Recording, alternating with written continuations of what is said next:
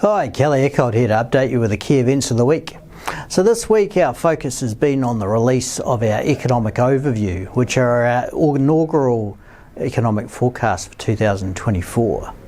The theme we have got this time is one of staying the course, as we see 2024 as a year of where businesses and households hunker down and the economy completes that rebalancing that we've been suggesting has been required for a while.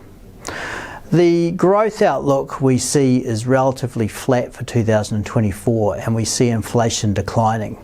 And we're optimistic that inflation is going to reach the Reserve Bank's 1 to 3% target range sometime later this year.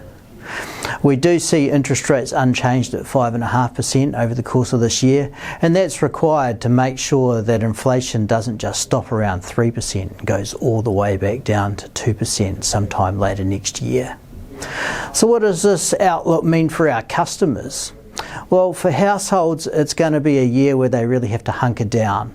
The jobs market's going to be a bit tougher than it has been lately, as we expect the unemployment rate to move on up to 5% and wage growth will be moderating.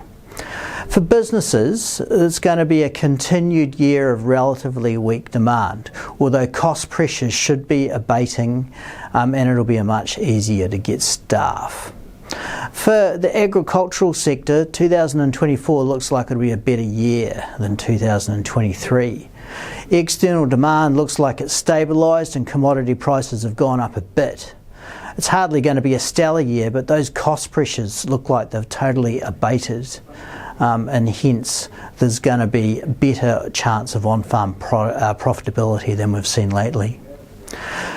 Next week, the key event is the Reserve Bank's monetary policy statement, where markets have been talking about the possibility of a 25 basis point increase in the OCR. We don't really see it that way. We think the OCR will be unchanged, but we do expect a relatively hawkish show from the Reserve Bank. I'll be back to update you again next week.